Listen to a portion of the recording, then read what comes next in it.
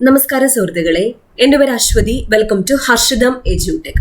PSC ഇക്കഴിഞ്ഞ UPST പരീക്ഷയ്ക്ക് ചോദിച്ച കറണ്ട് അഫയേഴ്സ് ചോദ്യങ്ങളും അനുബന്ധ വിവരങ്ങളുമാണ് ഡിസ്കസ് ചെയ്യാൻ പോകുന്നത്. ഇനി വരാനിരിക്കുന്ന പ്രധാനപ്പെട്ട പരീക്ഷകളായ LPST, LDC, LGS മുതലായ പരീക്ഷകൾക്ക് ഈ കറണ്ട് അഫയേഴ്സ്, ഇതിന്റെ റിലേറ്റഡ് ഫാക്ട്സ് നിങ്ങൾ നോക്കിയിട്ട് പോയാൽ, ഏതൊരു പരീക്ഷ നടത്തിയാലും അതിന്റെ കറണ്ട് അഫയേഴ്സും GK എല്ലാം നിങ്ങൾ നോക്കിയിട്ട് പോകണം. അപ്പോൾ എന്തായാലും റിലേറ്റഡ് ഫാക്റ്റിലേക്ക് കടക്കാം. നമ്മുടെ ടെലഗ്രാം ചാനലിൽ ജോയിൻ ചെയ്യാത്തവരുണ്ടെങ്കിൽ ഫസ്റ്റ് കമന്റ് ഒന്ന് ചെക്ക് ചെയ്താൽ മതി. ലിങ്ക് ഞാൻ പിൻ ചെയ്ത് വെച്ചിട്ടുണ്ട്. ഓക്കെ, ആദ്യത്തെ ചോദ്യം. ഇന്ത്യ വികസിപ്പിച്ച പുനരുപയോഗിക്കാവുന്ന ബഹിരാകാശ വിക്ഷേപണ വാഹനത്തിന്റെ പേരെന്ത്? ഇന്ത്യ വികസിപ്പിച്ച പുനരുപയോഗിക്കാവുന്ന ബഹിരാകാശ വിക്ഷേപണ വാഹനത്തിന്റെ പേരാണ് പുഷ്പക്. ISRO നിർമ്മിച്ച പുനരുപയോഗിക്കാവുന്ന വിക്ഷേപണ വാഹനം, അതായത് റീയൂസബിൾ ലോഞ്ച് വെഹിക്കിൾ, അതാണ് RLV എന്നതിന്റെ full form. Reusable launch vehicle, അതിന്റെ പേരാണ് പുഷ്പക്. RLV LEX-02 എന്നാണ് രണ്ടാമത്തെ പരീക്ഷണത്തിന്റെ പേര്. RLV LEX-02 എന്നതാണ് രണ്ടാമത്തെ പരീക്ഷണത്തിന്റെ പേര്. ഈ RLVയുടെ പ്രോജക്ട് ഡയറക്ടറിന്റെ പേരെന്ത്? ജെ മുത്തുപ്പാണ്ഡ്യൻ എന്നതാണ് RLV റീയൂസബിൾ ലോഞ്ച് വെഹിക്കിളിന്റെ പ്രോജക്ട് ഡയറക്ടറിന്റെ പേര്. ജെ മുത്തുപ്പാണ്ഡ്യൻ.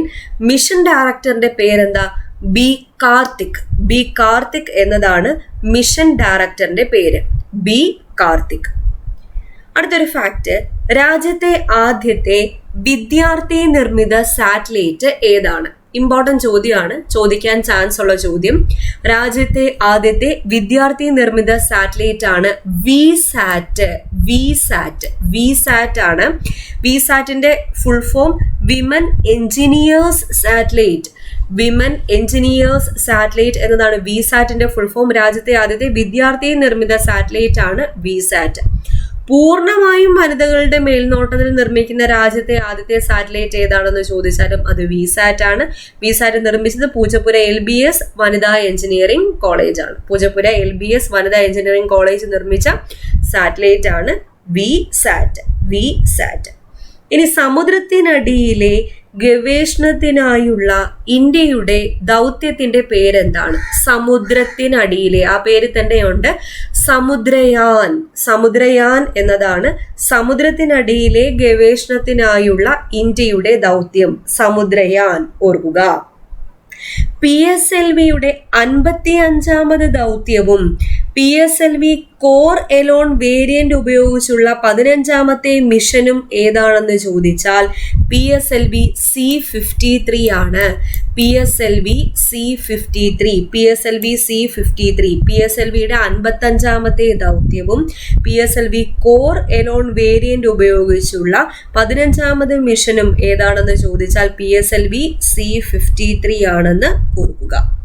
ഇനി ബഹിരാകാശ മാലിന്യങ്ങൾ നിരീക്ഷിക്കാനുള്ള ISROയുടെ പദ്ധതിയുടെ പേരെന്ത്? ഇമ്പോർട്ടന്റ് ചോദ്യം. നേത്ര എന്നതാണ് ബഹിരാകാശ മാലിന്യങ്ങൾ നിരീക്ഷിക്കാനുള്ള ISROയുടെ പദ്ധതി. നേത്ര ഓർക്കുക. ISRO നിർമ്മിച്ച ആദ്യത്തെ ഡിമാൻഡ് ഡ്രിവൻ ഉപഗ്രഹത്തിന്റെ പേരെന്ത്? GSAT-24. GSAT-24 എന്നത് ISRO നിർമ്മിച്ച ആദ്യത്തെ ഡിമാൻഡ് ഡ്രിവൻ ഉപഗ്രഹം. ഈ ഉപഗ്രഹം വിക്ഷേപിച്ചത് NSIL ആണ്. NSILന്റെ ഫുൾ ഫോം എന്താ? ന്യൂ സ്പേസ് ഇന്ത്യ ലിമിറ്റഡ് ആണ് ഈ ഒരു ഉപഗ്രഹം വിക്ഷേപിച്ചത്. അടുത്ത ചോദ്യം നോക്കാം. സ്വതന്ത്രമായി ടാർഗറ്റ് ചെയ്യാവുന്ന ഒന്നിലധികം റീ എൻട്രി വെഹിക്കിളുകൾ അടുത്ത ചോദ്യം. സ്വതന്ത്രമായി ടാർഗറ്റ് ചെയ്യാവുന്ന ഒന്നിലധികം റീ എൻട്രി വെഹിക്കിളുകൾ ഘടിപ്പിച്ച ഇന്ത്യയുടെ ബാലിസ്റ്റിക് മിസൈൽ ഏതാണ്? അഗ്നി 5. അഗ്നി 5 ആണ് സ്വതന്ത്രമായി ടാർഗറ്റ് ചെയ്യാവുന്ന ഒന്നിലധികം റീ എൻട്രി വെഹിക്കിളുകൾ ഘടിപ്പിച്ച ഇന്ത്യയുടെ ബാലിസ്റ്റിക് മിസൈൽ. അഗ്നി 5 DRDO വികസിപ്പിച്ച ഭൂഖണ്ഡാന്തര ബാലിസ്റ്റിക് മിസൈലാണ് ഏത്? അഗ്നി 5. DRDO തദ്ദേശീയമായി വികസിപ്പിച്ച ഭൂഖണ്ഡാന്തര ബാലിസ്റ്റിക് മിസൈലാണ് അഗ്നി 5 എന്നോർക്കുക. ഈ അഗ്നി 5 മിസൈലിന്റെ പരീക്ഷണ ദൗത്യമായ മിഷൻ ദിവ്യാസ്ത്ര, ഇവിടെ നേരത്തെ ചോദ്യത്തില് ഓപ്ഷൻ കണ്ടോ, ദിവ്യാസ്ത്ര. ഈ ദിവ്യാസ്ത്ര എന്നത് അഗ്നി 5 മിസൈലിന്റെ പരീക്ഷണ ദൗത്യമാണ്. അപ്പൊ അഗ്നി 5 മിസൈലിന്റെ പരീക്ഷണ ദൗത്യമായ മിഷൻ ദിവ്യാസ്ത്രയ്ക്ക് നേതൃത്വം നൽകിയ മലയാളിയുടെ പേരെന്താണ്? വളരെ ഇമ്പോർട്ടന്റ്, ഷീന റാണി. ഷീന റാണി എന്നതാണ് മലയാളിയുടെ പേര്. ഓക്കെ, അടുത്തൊരു ചോദ്യം. 2023 നവംബറിൽ ഇന്ത്യ വിജയകരമായി പരീക്ഷിച്ച ഹ്രസ്വദൂര ഭൂതല അതായത് സർഫസ് ബാലിസ്റ്റിക് മിസൈലിന്റെ പേരെന്താ? പ്രളയ് എന്നതാണ്. പ്രളയ് എന്നത് വികസിപ്പിച്ചത് DRDO തന്നെയാണ്. 2023 നവംബറിൽ ഇന്ത്യ വിജയകരമായി പരീക്ഷിച്ച ഹ്രസ്വദൂര ഭൂതല ബാലിസ്റ്റിക് മിസൈലിന്റെ പേരെന്താ? പ്രളയ്. ഓർക്കുക. ഇനി ഓർക്കേണ്ട ഒരു ഓപ്പറേറ്റിംഗ് സിസ്റ്റത്തിന്റെ പേരാണ് മായ എന്ന ഓപ്പറേറ്റിംഗ് സിസ്റ്റം. എന്താ ഈ മായ എന്ന ഓപ്പറേറ്റിംഗ് സിസ്റ്റം?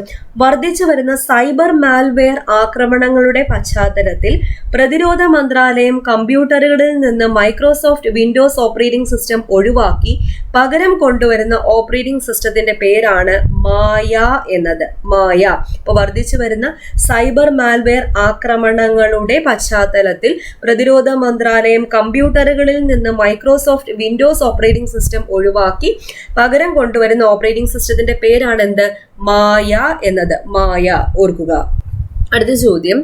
ബ്രഹ്മപുരം മാലിന്യ സംസ്കരണ പ്ലാന്റിലുണ്ടായ തീപിടുത്തത്തിൽ കൊച്ചി കോർപ്പറേഷന് 100 കോടി രൂപ പിഴ ചുമത്തിയ നീതിപീഠം ഏതാണ്?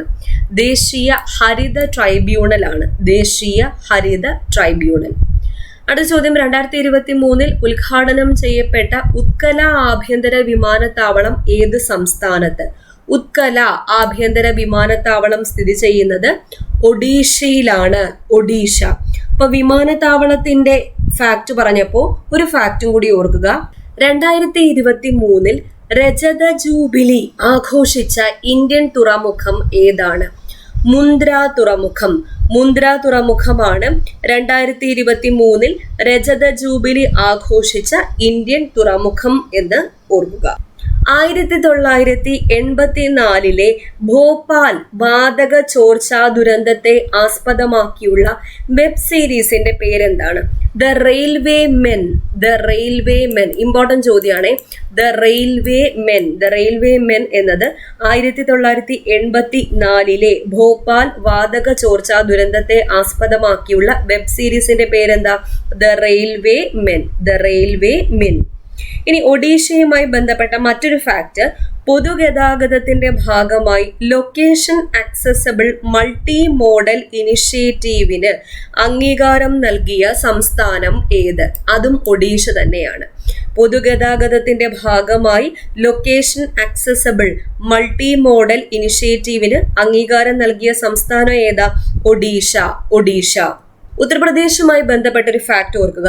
ഉത്തർപ്രദേശിലെ ആദ്യ ഫ്ലോട്ടിംഗ് റെസ്റ്റോറന്റ് ഉദ്ഘാടനം ചെയ്ത നദി ഏതാ? യമുന നദിയിലാണ് ഉത്തർപ്രദേശിലെ ആദ്യത്തെ ഫ്ലോട്ടിംഗ് റെസ്റ്റോറന്റ് ഉദ്ഘാടനം ചെയ്തത്.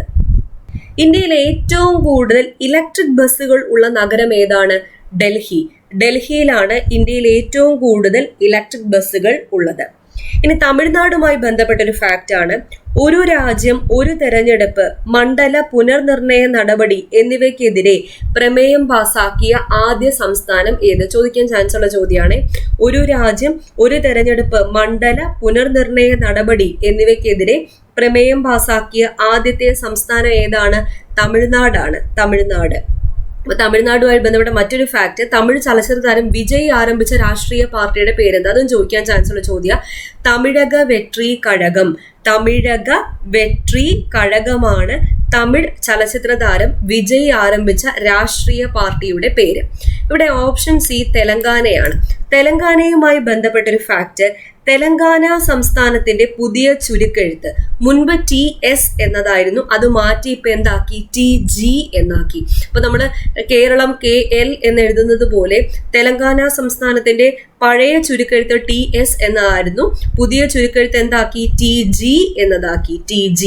തെലങ്കാനയുടെ സംസ്ഥാന ഗാനമായിട്ട് തെരഞ്ഞെടുത്തത് ഏതിനെയാണ്? ജയ ജയ ഹോ തെലങ്കാന. ജയ ജയ ഹോ തെലങ്കാനയാണ് തെലങ്കാനയുടെ സംസ്ഥാന ഗാനം. ജയ ജയ ഹോ തെലങ്കാന. തമിഴ്നാടിന്റെ 18ാമത് വന്യജീവി സങ്കേതത്തിന്റെ പേരെന്താ? തന്തൈ പെരിയാർ വന്യജീവി സങ്കേതം. തന്തൈ പെരിയാർ വന്യജീവി സങ്കേതം തമിഴ്നാടിന്റെ 18ാമത് വന്യജീവി സങ്കേതമാണെന്ന് ഓർക്കുക. അടുത്ത ചോദ്യം, യുനെസ്കോയുടെ സാഹിത്യ നഗര പദവി ലഭിച്ച ഇന്ത്യയിലെ ആദ്യത്തെ നഗരം ഏത്? കോഴിക്കോട്. കോഴിക്കോടിനാണ് യുനെസ്കോയുടെ സാഹിത്യ നഗര പദവി ഇന്ത്യയിൽ ആദ്യമായിട്ട് ലഭിച്ചത്. കോഴിക്കോട് ഓർക്കുക. കോഴിക്കോടുമായി ബന്ധപ്പെട്ട മറ്റൊരു ഫാക്ട്, സംസ്ഥാന കനോയിങ് കയാക്കിംഗ് അസോസിയേഷൻ ഇരുവഴിഞ്ഞിപ്പുഴയിൽ സംഘടിപ്പിച്ച പ്രഥമ slam white water kayaking championship 2021 overall കിരീടം നേടിയ ടീം ഏത്? കോഴിക്കോടാണ്. കോഴിക്കോട്. ഇനി സ്വാതന്ത്ര്യാനന്തരം രാജ്യത്തിന് വേണ്ടി ജീവൻ ത്യജിച്ച സൈനികർക്കായുള്ള യുദ്ധസ്മാരകം കേരളത്തിൽ നിലവിൽ വന്നത് എവിടെ? ഇമ്പോർട്ടന്റ് ചോദ്യം. തിരുവനന്തപുരം ജില്ലയിലെ ആക്കുളത്താണ്.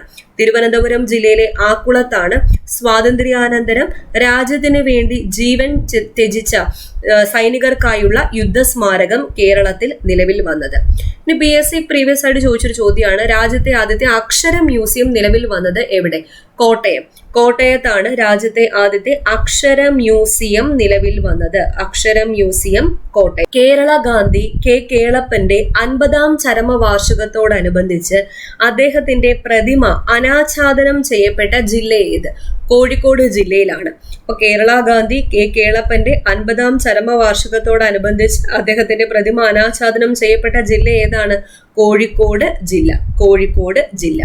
ഇനി സമ്പൂർണ്ണ ഹരിത കമ്പ്യൂട്ടിംഗ് ലാബ് സംവിധാനം നിലവിൽ വന്ന സർവകലാശാല ഏതാ?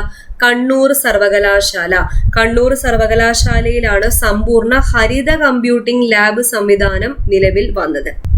മറ്റൊരു പ്രധാനപ്പെട്ട ചോദ്യം കോഴിക്കോടുമായി ബന്ധപ്പെട്ട്, കേരളത്തിൽ സ്വാതന്ത്ര്യ സമര സേനാനി മ്യൂസിയം നിലവിൽ വന്നത് എവിടെയാണ്? അതും കോഴിക്കോടാണ്. കേരളത്തിൽ സ്വാതന്ത്ര്യ സമര സേനാനി മ്യൂസിയം നിലവിൽ വന്നത് എവിടെയാണ്? കോഴിക്കോടാണ്. കേരളത്തിൽ പുതിയതായി മെഡിക്കൽ കോളേജ് നിലവിൽ വന്നത് എവിടെയാ? പത്തനംതിട്ട ജില്ലയിലെ കോന്നിയിലാണ് കേരളത്തിൽ പുതിയതായി മെഡിക്കൽ കോളേജ് നിലവിൽ വന്നത്. ഇനി കേരളത്തിൽ സമ്പൂർണ്ണ വനിതാ പാസ്പോർട്ട് സേവാ കേന്ദ്രം നിലവിൽ വന്നത് എവിടെയാണ്? തൃപ്പൂണിത്തുറ. തൃപ്പൂണിത്തുറയിലാണ് കേരളത്തിൽ സമ്പൂർണ്ണ വനിതാ പാസ്പോർട്ട് സേവാ കേന്ദ്രം നിലവിൽ വന്നത്. ഓക്കെ, അപ്പൊ ഇത്രയും ചോദ്യങ്ങളാണ് UPSC പരീക്ഷയ്ക്ക് PSC ചോദിച്ചത്. അതുമായിട്ട് ബന്ധപ്പെട്ട് ഇനി ചോദിക്കാൻ ചാൻസ് ഉള്ള അനുബന്ധ വിവരങ്ങൾ നന്നായിട്ട് തന്നെ നോക്കി വെച്ചേക്കാം. ഓക്കെ, അപ്പൊ ഈ ഒരു വീഡിയോ എല്ലാവർക്കും ഒന്ന് ഷെയർ ചെയ്ത് കൊടുത്തേക്കാം. അടുത്ത ക്ലാസ്സിൽ വീണ്ടും കാണാം.